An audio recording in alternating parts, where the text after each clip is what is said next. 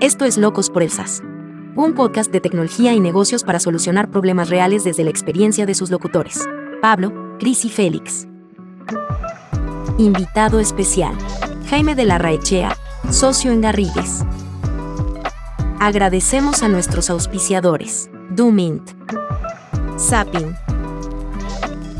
Síguenos en nuestras redes. Tal cual. A ver, yo creo que ¿Qué tanta injerencia va a tener el compadre adentro después también? Ese es uno de los puntos más relevantes en las conversaciones con los vendedores. O sea, acá no todo es precio. Muchas veces uno dice, yo quiero tener la certeza jurídica de que puedo vender. Por ejemplo, dependiendo de qué... Lo que le pasó a Uber con claro. Uber a Walmart con Exacto, exacto, libre competencia. Claro. Factores externos. Cuando tú te ha ido muy bien como compañía y pasas ciertos umbrales de venta y el comprador también es un comprador grande, esto tiene que ir a la Fiscalía Nacional Económica con bastante grado de probabilidad. Y la Fiscalía Nacional Económica, dependiendo si es en fase 1, fase 2, y eso puede ser conversación para otro vez, te puede poner objeciones en la compra. Y la objeción puede ser desde, no señor, usted no puede vender o no puede comprar, hasta sí puede, pero con mitigantes. Sabe que venda esta área de negocio o sabe que fije precios en no sé qué cosa. Entonces, cuando tú decides quién es el comprador lo decides por precio, muchas veces, por fit cultural, si es que no estás si no estás vendiendo al 100%, claro. Y o por certeza jurídica.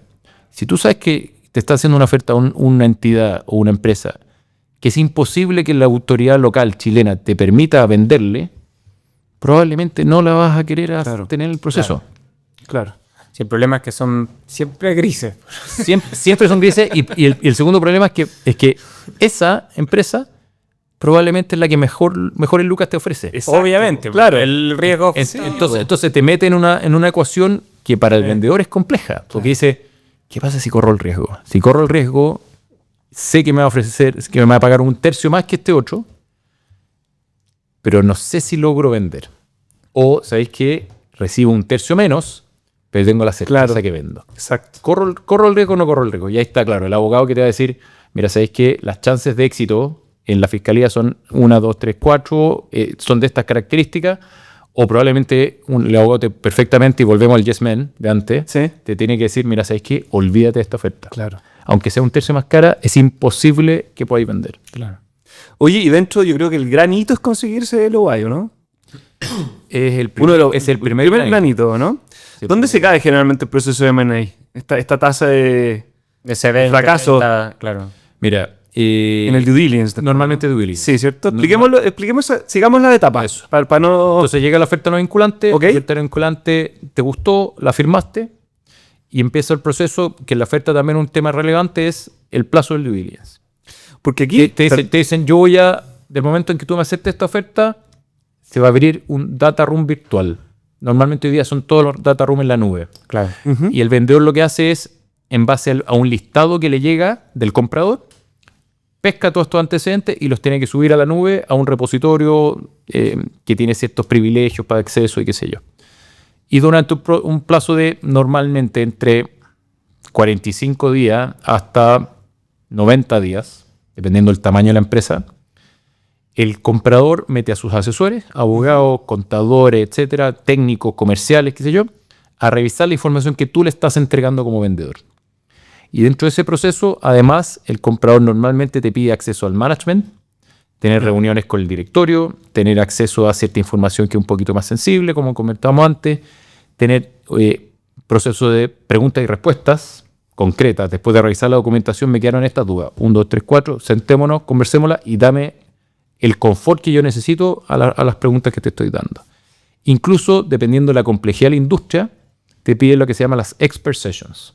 ¿Ya? O sea, yo traigo a mi experto TI Perfecto. a tu empresa para hacerte las preguntas que más te duelen en temas TI, que en este mundo es importante. Sí, importante. Yo te traigo al experto en propiedad intelectual, que yo sé... Claro, el estándar de ciberseguridad, Claro, el estándar de una regulación. Tiene que abrir hasta el código, lo que hicimos nosotros. Eso en esta industria SaaS es súper importante. Es que la empresa que te compra tiene muchas más responsabilidades muchas veces que es lo que tiene una startup en crecimiento. O sea, lo que voy, no sé, pues, para dar un ejemplo, si te compra Mercado Libre hoy día, que es adquirente y que está regulado por la CMF, como antes cuando está, no sé, pues, esta cuestión de maquinitas de POS que se compraron, Sí. se demoró esa integración a Mercado Libre probablemente tal y cambiar el paraguas a Mercado Pago. ¿Por qué se demoró? Porque en el fondo tenéis que invertir, les cuesta plata incorporarte. Independiente de que tu revenue sea atractivo, que tu crecimiento, que etcétera, ellos tienen otros riesgos que no necesariamente son los riesgos que tenés tú por separado hoy día. Mira, y hay un componente bien relevante del análisis del comprador y vendedor, porque lo que tú decís muchas veces te abstienes de comprar. Muchas veces tú decís, yo compro, en el ejemplo, Mercado Libre te compra, y Mercado Libre es tan grande que quizás no le hace sentido sumarte a la operación, y prefiere tenerte standalone como una célula que siga con las lógicas que tiene, con la flexibilidad, la rapidez de toma de decisión. Claro. Y te compra por otro vehículo. Porque ese es el negocio que le interesa, la capacidad de crecimiento que tú tienes. Si yo te meto a mí sistemas computacionales, si te meto dentro de mi lógica de compliance, probablemente las tasas de crecimiento que estáis teniendo no van a repetirse, porque dentro de este animal tan grande no hace Hay que perder sentido. agilidad, exactamente. Oye, y dentro ya, el due diligence vendría siendo como la etapa más engorrosa, por así decirlo, del M&A, Es la etapa más desgastante por Totalmente, ¿cierto? O sea, uno habla de ese data room, pero en verdad No, es es- muy desgastante. Y las implicancias de ese proceso son, aquí, con el conocimiento que yo tengo, son, en mi opinión, 3. La más optimista, que todo esté ok, de no acuerdo, existe. que no existe, ya. altera La segunda- vato se mete. La segunda son una etapa de due diligence que concluye con varios red flags, ¿cierto? Correcto. Que generalmente se traducen en una reducción en el precio, ¿cierto? Y- o y- garantías, ¿cierto? Ahí explícanos un poquito tú cuáles son Sí. y cómo uno puede prepararse mejor para un due diligence también. Sí. ¿cachai?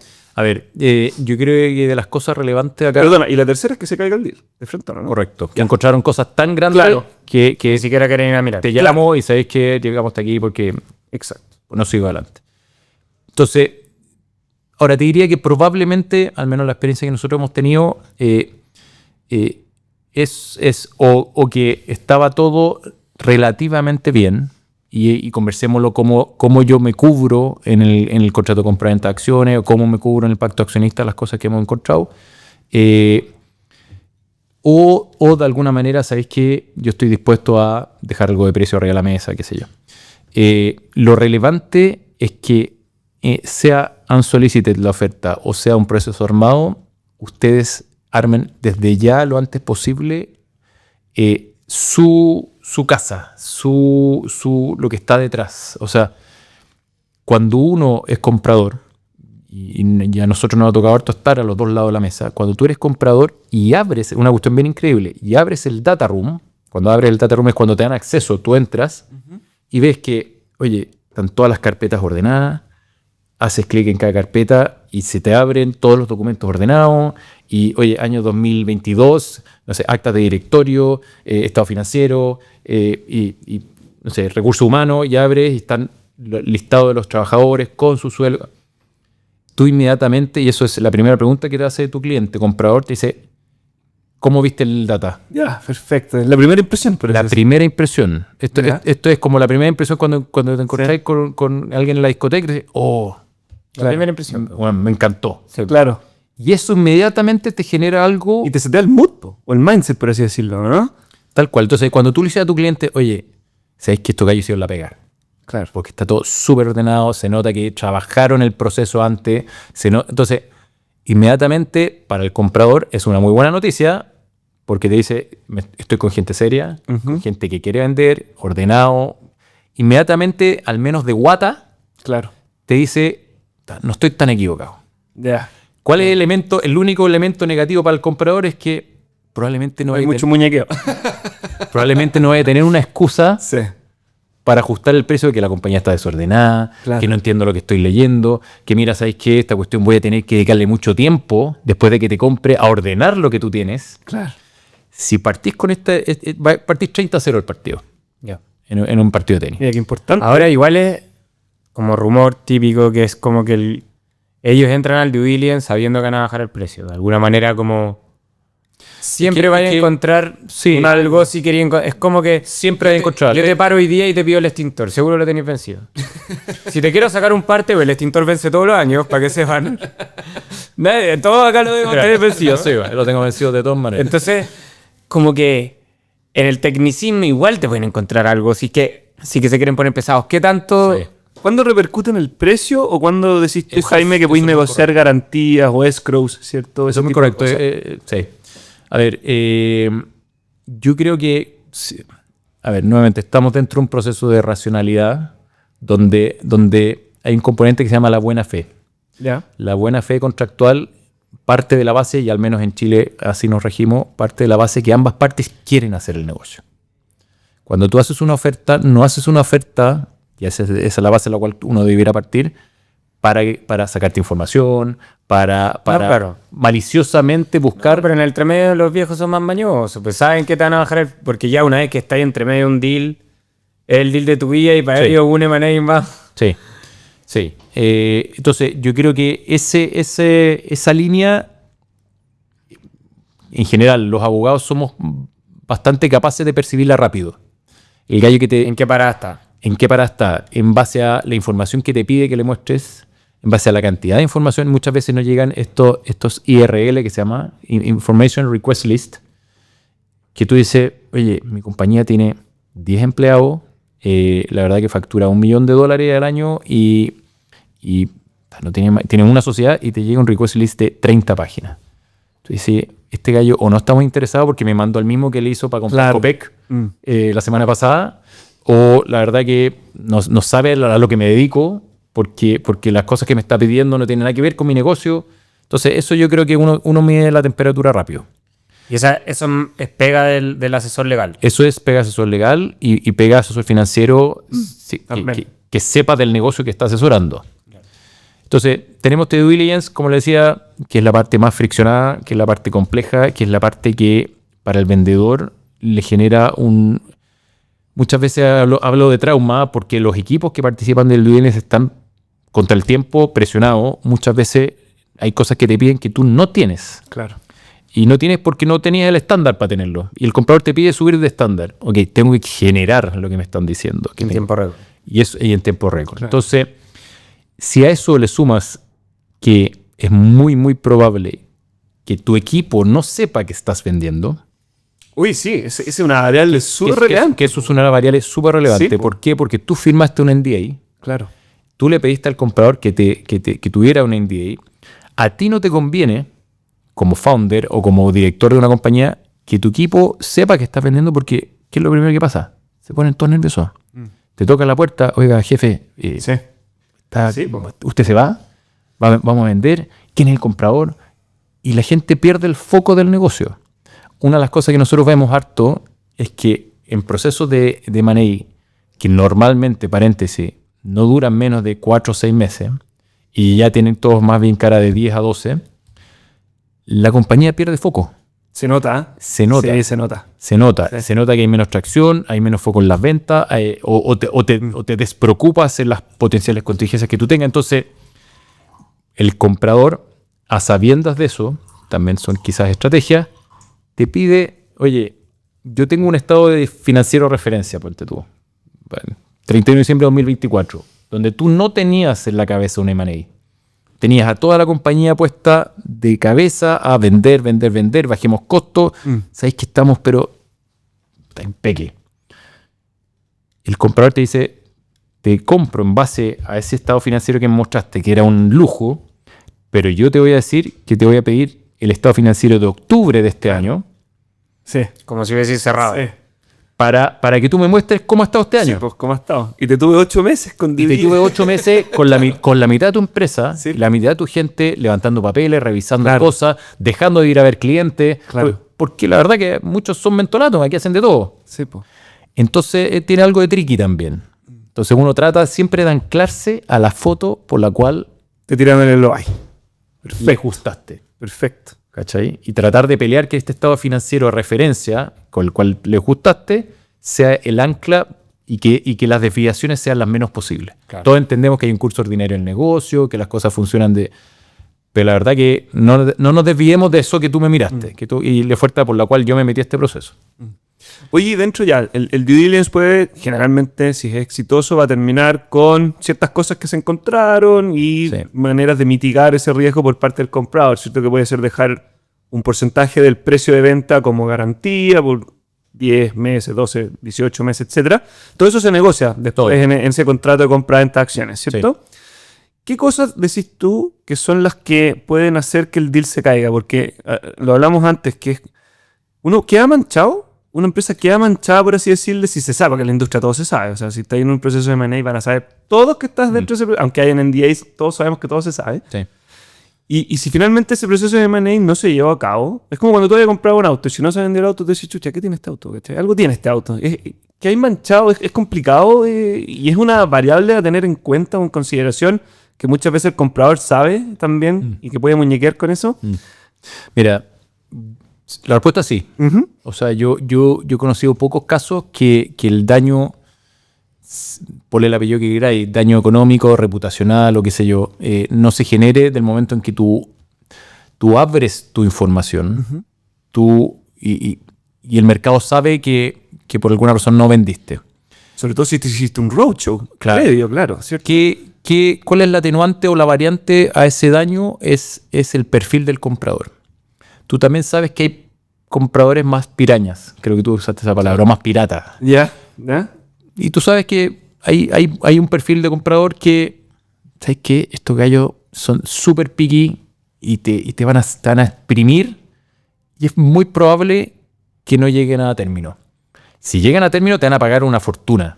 ¿Por qué? Porque son tan jodidos en el due diligence, son tan duros en la negociación, que si lograste pasar due diligence y negociación, la verdad que te van a premiar súper Ya. bien. Ok. Si se cae eso, entonces, ¿sabes qué? Era algo esperable, por así decirlo, ¿no? Es una más de esta compañía porque son súper exigentes, listo. Pero en el normal de los casos, si los vendedores toman la decisión de avanzar con exclusividad con una persona, es porque de verdad quieren cerrar. Y ahí sí hay un daño, si es que no cierran, porque si el comprador era razonable, los asesores del comprador eran razonables y no cerraron, es porque encontraron algo relevante dentro. ¿Y qué cosas pueden encontrar? ¿Qué has visto tú que ha hecho que el deal se caiga? Mira, cuando actúan de buena fe ambas partes, Sí, obviamente. mira, te diría temas regulatorios, ¿Ya? que muchas veces pasa, que incluso el vendedor El comprador tampoco sabía. que el comprador no se había dado cuenta que tenía esa yayita, el vendedor. Y el comprador te dice, oye, ¿cómo estáis operando? Ya. Si mira, sabes que no tenía tenía. la marca registrada y estáis vendiendo con una marca X y sabéis que estáis transgrediendo los derechos de propiedad Prestando intelectual. plata y esos giros bancarios, no sé, cosas de ese estilo. Como... Cosas relevantes. Ya. Cosas relevantes. Eso es un deal breaker y fuera por due diligence. Cosas que, por ejemplo, te pasan de que, sabes que te hizo due diligence y lo que tú me reflejaste o lo que tú estás contabilizando en tu estado financiero y por el cual te da este número, según mis métricas Ya. de contabilidad, yo tengo que pasar a gasto esto, sabéis que esto está bajo el EBITDA y no Claro. está sobre el EBITDA, que es como lo estás llevando tú. Sabéis que compro, pero este es mi nuevo número.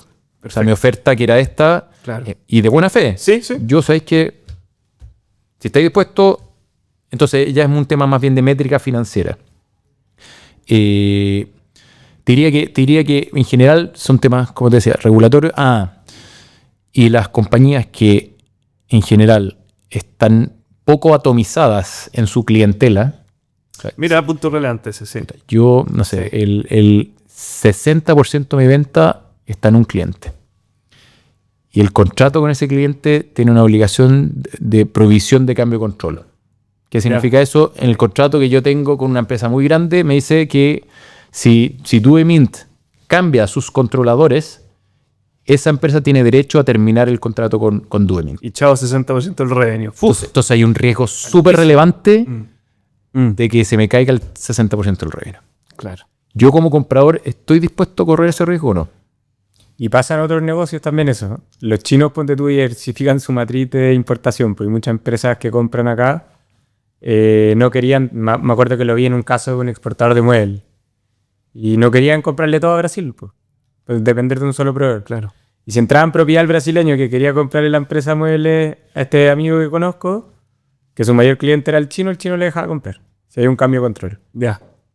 Entonces, y aunque lo disfrazaba, y si trazaba esa cuestión, el gallo te cortaba el contrato automático. Entonces, diría que Ya, esos son como puntos sí, clave. lo que nosotros normalmente pedimos cuando somos vendedores, hablando de vendedor, es que ojalá, si acordado, no sé, 40 días de due diligence, uno le pide al comprador, enfócate los primeros 20 En estas cosas. en las cosas relevantes. Claro. Y dentro de los primeros 20 días, de buena fe siempre, porque siempre puede haberse algo el último día del due diligence, pero de buena fe, dime si encontráis algo raro que yo pueda arreglar durante el proceso de la transacción. O sea, Que se pueda negociar. claro, y que no sea, o algo que sea deal breaker para ti, de forma de o terminar rápido esto y no seguir desgastándonos, o sabéis que ver de qué forma puedo darte la tranquilidad de que eso no va a ocurrir o va a ocurrir de una forma distinta. Y ahí las formas son, generalmente, ese famoso retainer que te dejan un monto asociado por si llega a explotar eso. Sí. Expliquemos eso, como que Sí. ese mecanismo, porque el precio es uno y es obvio, ya voy a correr más riesgo, dame lo más barato. Sí. Eso es obvio. Pero después lo otro, como esos famosos Escrow. El escrow. O Sí, garantía. el escrow, que hay distintos formatos, un holdback que se llama también, o escrow. Es básicamente, yo te retengo, yo comprador te retengo parte del precio que acordamos, y es un porcentaje que depende de la cantidad de contingencias que encontramos, riesgo que quiero correr, qué sé yo, hay varias variantes, y te lo retengo por un tiempo determinado. Y ese tiempo puede ser o los plazos de prescripción que encontré, de las contingencias que encontré, o Para dar un ejemplo. o por política. Me saltó un flag con el tema de la regulación. Si sale Sí. el tema de la regulación, yo voy a ocupar la plata del... Escrow. Eso. Claro. Todo ocupo o parte.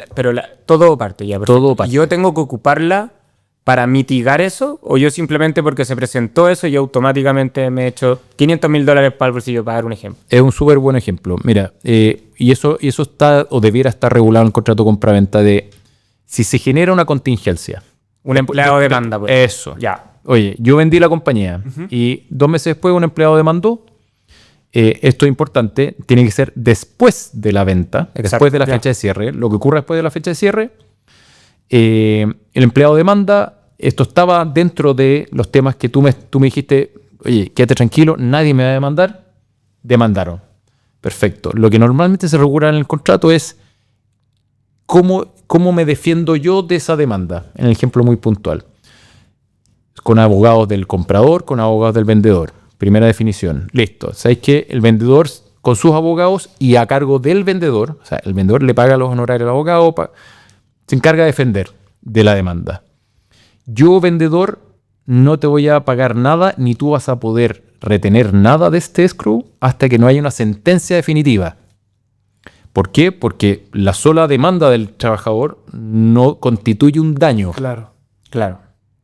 Es daño del momento en que un tribunal en una resolución inapelable me diga, ¿sabe qué? El trabajador Juan Pérez demandó a la empresa tanto y usted debe pagar 50. Ya no quedan recursos que interponer. Listo. Desde ese momento, el vendedor tiene 2 opciones. O le dice al comprador, mira, ¿sabéis qué? Acá están los 50 Claro. y olvidémonos y descuéntamelo del escrow. O, ¿sabéis qué? Retén tú parte del escrow y en base a la contingencia encontrada que ya es un daño. Claro. Ahí, relacionado al escrow, que son estas garantías, hay un punto súper relevante que, de hecho, creo que en todo el proceso de render estos mismos fue un tema, que son los non-compete. Porque hay distintas formas de vender, ¿cierto? Hablamos de earnouts, que tiene que ver con que te van comprando un pedazo de la empresa, generalmente te compran el control primero, pero después te van comprando el restante en los próximos 3, 4 años, ¿cierto? Y aquí entran la juguera los non-compete, y sobre todo cuando hay socios pasivos, ¿cierto? Que no están dentro del management que hablabas tú, Jaime, que es la gente que se va a quedar dentro de ese periodo, ¿cierto? Sí. Cuéntanos un poquito esa cláusula específica, y por qué es interesante, porque generalmente esa cláusula, las garantías relacionadas o el perjuicio generado a la empresa generalmente no tiene límites ahí. O sea, uno puede quedarse sin pan ni pedazo y ya está endeudado de vuelta, ¿o no? Entonces, cuéntanos para un founder que está pensando en vender su empresa, al final, y que lleva 10 años haciendo esta cuestión. Pues Claro, pues. eres experto en esto. Es como que le Exacto, digáis a po. alguien que, no sé, Claro. que es gaffiter que pasa a ser bailarín. Como que... Tal cual. ¿Cómo? Tal cual. Cuéntanos un poquito Mira, de eso, cómo esta- lo ves tú esta- como abogado y ese abogado que no es yes man, porque tú también nos ayudaste mucho en esa etapa. Mira, esta es una de las clásicas cláusulas que uno debe dedicarle mucho tiempo, porque son súper contraintuitivas para el founder, para el que lleva 10 años dedicado a esto. Lo que te está diciendo es, oye, lo que tú has hecho toda tu vida, debes dejar de hacerlo. Y debes dejar de hacerlo por un periodo de tiempo determinado.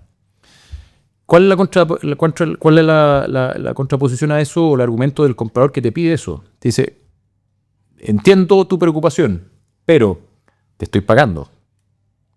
Te estoy pagando un cheque importante justamente por una compañía que tú armaste. Felicitaciones.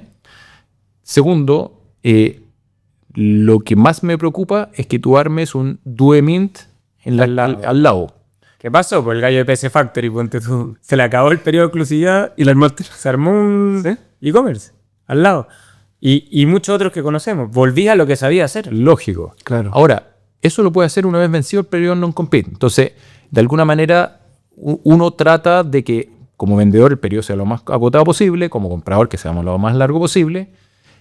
Hay ciertas métricas. Pero usualmente, ¿cuánto? ¿De 5 años? No. Normalmente, y uno se ha anclado, hay un fallo de la Corte Suprema asociado más bien al mundo laboral, que establecía un plazo máximo de 2 años en la medida de que... Pero 2 de que- años desde que te terminan de pagar el último peso. O sea, si tuviste... Es que no eso- 2 años desde que se... Ahí nuevamente se abren distintos escenarios. Interpretación, ya. Porque puede ser que tú hayas salido el día del cierre de la operación, por ejemplo. de la operación, y ahí tú ya dejas de ser o director o accionista o empleado de la compañía, en cuyo caso el plazo para ti debiera empezar a regir del momento en que tú ya perdiste la relación con la compañía. Ya, pero ese plazo, perdón, Sí. por meterle más pelo en la sopa, pero... Porque yo tengo un sombrero de emprendedor fundador, pero yo también tengo un sombrero de empleado. Yo soy empleado de la compañía, dependiente. Yo tengo un sueldo, no opero bajo retiro. Si yo quisiera trabajar, eso no se, como tú dices, no se contradice contra mi libertad de poder trabajar. Imagínate, no fundo otro Dumint, pero me contrata, no sé, un banco que tiene en sus planes hacer algo parcialmente que toca, claro, que que puede toca. Pero al final del día yo puedo decir cualquier cosa, hoy día con todo lo que hace Dumint, puta, todo con No, hay unos lenguajes, me acuerdo de las cláusulas, que se traslape. ¿Qué cresta es que se traslape el negocio? ¿Cómo poníamos? Porque ¿dónde poníamos Mira, el punto final? Lo que pasa acá es que empiezan a aparecer los fantasmas por todos lados. Y le aparecen los fantasmas al comprador. Eso te iba a decir, po. ¿Por qué? Porque cuando tú abres la conversación del non-compete y la definición, hay definiciones típicas no solo de la no competencia, sino que también de cómo se define el negocio que estás comprando, cuál es el perímetro de la transacción. O sea, hay una serie de consideraciones. El comprador dice legítimamente, oye, ¿por qué están tan preocupados Claro. por la cláusula los vendedores? ¿Estarán pensando en competirme el próximo año? ¿Estarán pensando en ya tener un negocio paralelo? ¿Serán socios en otros negocios pasivos donde están esperando vender acá con las lucas que le estoy pagando yo desarrollaron? Entonces, tenéis el prisma del comprador que dice, qué raro que me están... ¿Por qué le hace tanto ruido? que le hace tanto ruido. El prisma del vendedor, y especialmente si el vendedor es founder, lo que está tratando de rescatar es, oye, te agradezco N las lucas que me estáis pagando, que pueden ser muchísimas, pero ¿sabes qué? No me bloquees lo único que sé hacer, o lo mejor que sé hacer.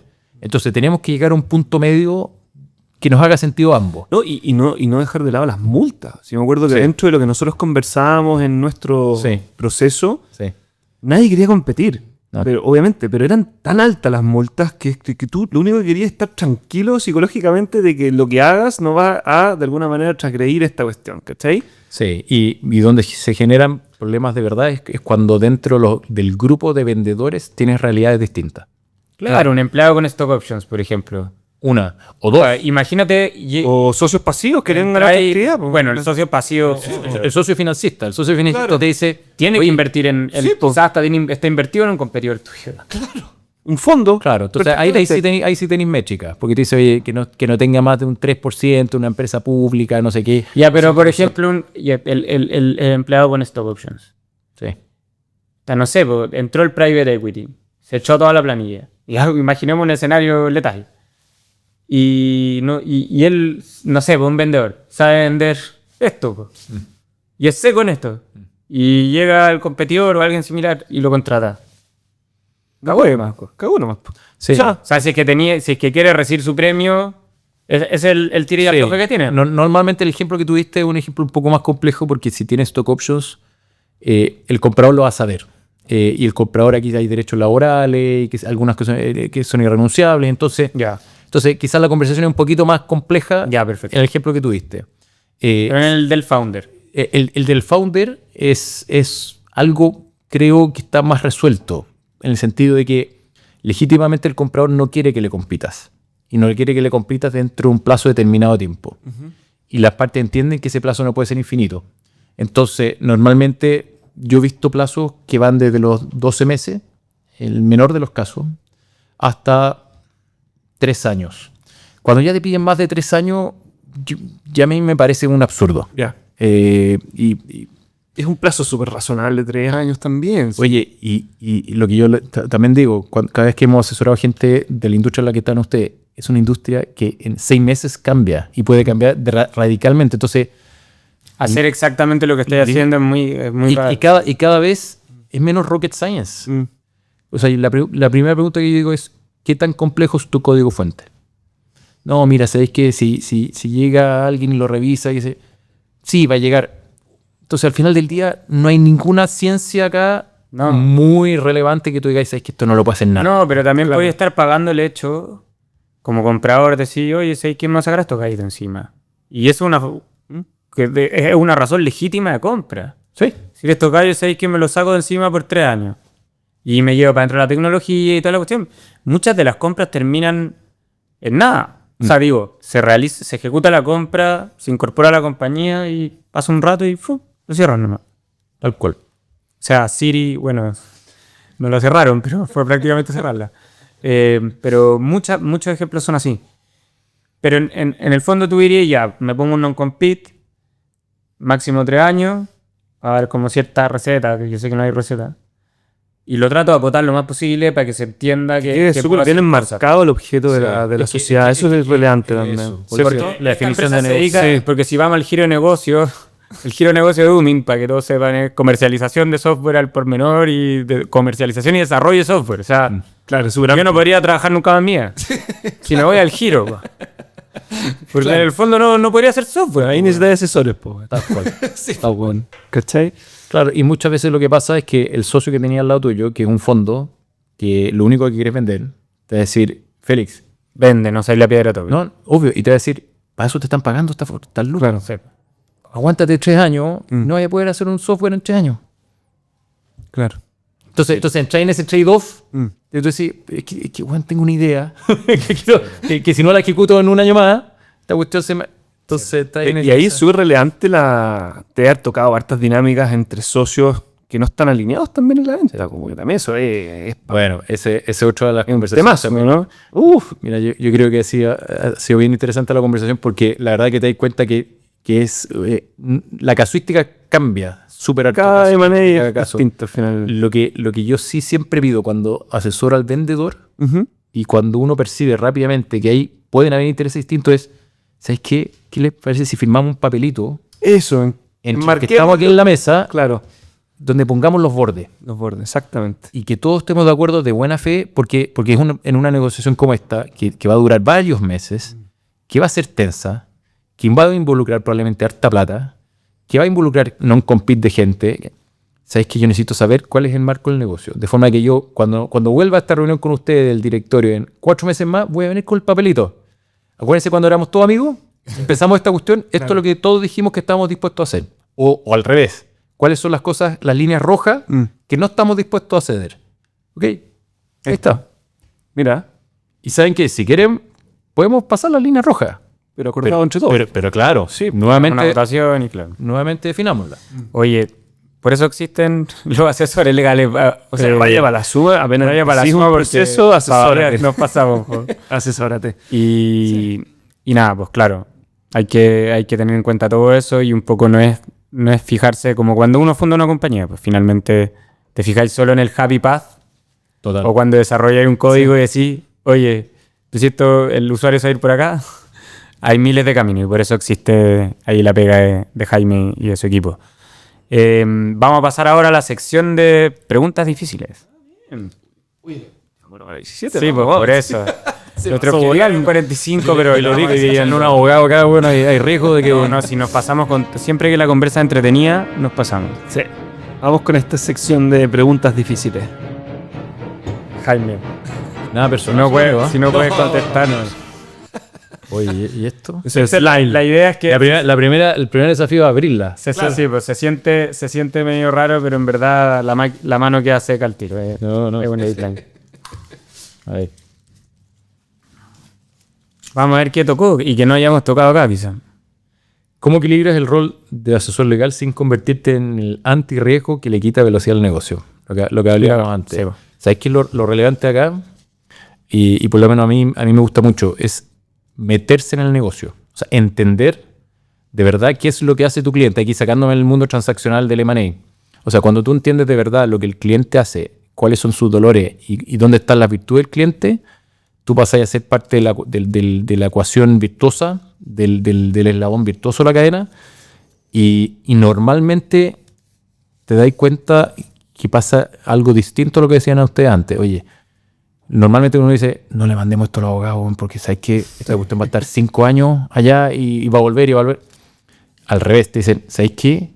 Llamemos a Jaime, llamemos que nos dé su opinión, si eso es lo que buscamos. para que se sienta acá conmigo para ver cómo aporta. Exacto. Entonces, cuando tú logras hacer ese quiebre con tu cliente, la verdad que creo que es súper virtuoso. Y a mí, en lo personal, me encanta esa vía más de entender el negocio y ver cómo uno genera valor al negocio desde el punto de vista jurídico, legal, más que poner trabas de esto no se puede. Importante eso, como cambiar el foco del se puede o no se puede, al sentar a una persona sin conflicto de interés, que conoce tu negocio y que conoce la ley y que te va a dar un input. Exacto. Y tú lo tomas y lo dejas ahí. Tal cual. Vamos con una más. A ver. Y después le ponemos efectos de sonido a esta Deberíamos sección. haberlos traído. ¿Quién, pero- quién es la creadora aquí? La cosa. ¿Sí? Ah, ¿las preguntas? La pregunta. No, la Cote. Si son difíciles, es la Cote. La mía fue esa, súper fácil. ¿Has visto startups que firmaron rondas de inversión sin entender lo que están entregando a cambio? Y del lado del comprador, yo creo que sí. ¿De quién es la responsabilidad en esos casos? Buena pregunta. A ver, yo creo que he visto startups y he visto empresas súper consolidadas firmar cosas que tú decís, mira, la verdad que o no estaban asesoradas o estaban muy necesitadas en el momento que lo firmaron. ¿Y de quién es la responsabilidad?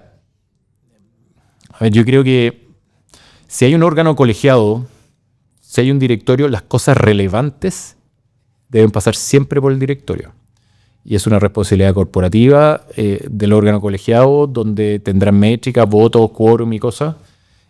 Si normalmente en decisiones más de startups, como dice la pregunta, una startup, así como la entiendo yo, normalmente no va a tener un directorio de 7 miembros con independientes a los que les tienes que pagar y compliance y cosas. El founder.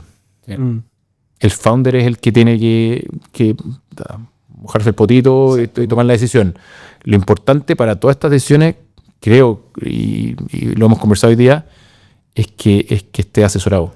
Y esa asesoría, independiente si es de un asesor financiero, contable, comercial o abogado, nunca va a ser un gasto. Es una inversión para el negocio. Y yo creo que el founder y el director, en su caso, se da cuenta rápidamente cuando necesita tener sentado al lado, o debiera darse cuenta, a uno de estos asesores,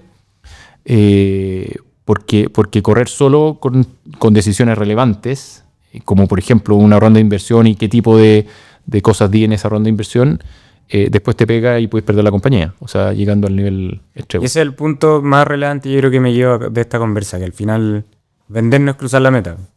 En ningún caso. Y cuando vendí, y los coletazos legales pueden aparecer 2, 3, 4, 5, 10 años después. Lo que ustedes ven hoy día en los diarios, y es público, el caso Australis, este famoso. Sí.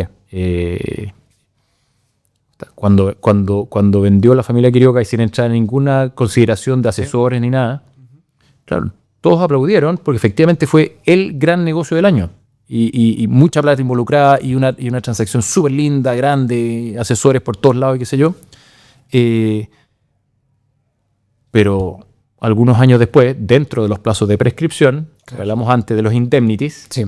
le tocaron la puerta al vendedor. Claro. Le dijeron, ¿sabes qué? Tengo ciertas dudas de lo que me vendiste. Y ahí están los diarios. Entonces, una cosa es vender, aplausos, secos, se pasaron y el precio y bien. Pero el partido no se ha cerrado, No. sino es que hasta que todo lo que tú comprometiste en el contrato que firmaste, que fue la última pata que no pudimos hablar de la compraventa, hayan vencido los plazos. Tú como vendedor sigues siendo responsable de lo que vendiste post-venta por determinados plazos conforme lo hayas negociado. Y esa responsabilidad involucra plata, involucra prestigio, involucra una serie de cosas. Oye, Jaime, la última patita que tenemos es recomendar un libro, un podcast, algo que te da lo mismo, que no tiene por qué ser relacionado al SaaS, Sí. algo que te haya marcado o que te haya llamado harto la atención últimamente, como para echarle una mirada. Yo creo que más que ligado al tema SaaS, desde el lado mío de la profesión, uno, y probablemente hay 4 series que a mí me han encantado en distintas épocas de mi vida, y de hecho hay un dato bien freak. Una Suits, no sé si la han visto. Muy buena. Todo eso no existe. En el mundo legal chileno no existe. O sea, cuando Harvey Specter o Louis Litt abren una demanda de 400 páginas, hacen así y dicen, cagamos. No existe. Pero hay un estudio en UK que te dice que analizaron a 500 abogados menores de 30 años. El 30% de esos 500 abogados tomaron la decisión de estudiar Derecho ¿Por la por serie? Suits. Ay, loco. 30% de esa gente, sí. Hay otra serie que a mí me encanta, y no sé si la han visto, se llama Billions. Muy bueno. Muy buena. Billions reúne parte de la profesión de uno, y que está el El lado legal y el lado alemán. lado legal y el lado de las empresas. Y es la constante tensión que existe entre la gente que hace negocio y que busca llegar al margen máximo porque le da mejor retorno, mejores ingresos, y donde está tratando de siempre empujar los límites de la regulación. Y tenía el gallo del otro lado, ya no me acuerdo el nombre del prosecutor, este gringo, sí. que está encima de Axel todo el rato ahí metiéndole presión. Esa relación, y nuevamente un caso público hoy día, está por ejemplo lo que pasa con la Reinvial. Claro. ¿Se acuerdan la Reinvial? Sí, sí, donde tiene la CMF, bueno, es la clásica relación. Y me anoté también aquí otra que a mí en lo personal me rayó, se llama Succession. Es notable esa. Buenísimo. Es buenísima. Tremenda. Nosotros nos mandamos clips de esa serie para Oye, la reina. tremenda. Y tremenda, lo veo desde otro lado de mi profesión. Succession regula la relación de un patriarca súper exitoso, muchas lucas, con un gran negocio, que debe de alguna manera y en algún minuto de su vida tomar la decisión de pasarle esto a la sucesión. Eso nosotros lo vemos todos los días. Lo vemos todos los días donde tú decís, mira, ¿sabéis qué? Tienen un patrimonio, no tengo idea.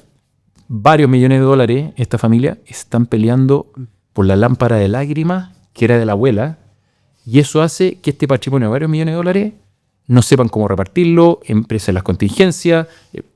Succession te lo refleja de una forma increíble. Bueno, en los emprendedores pasa eso también.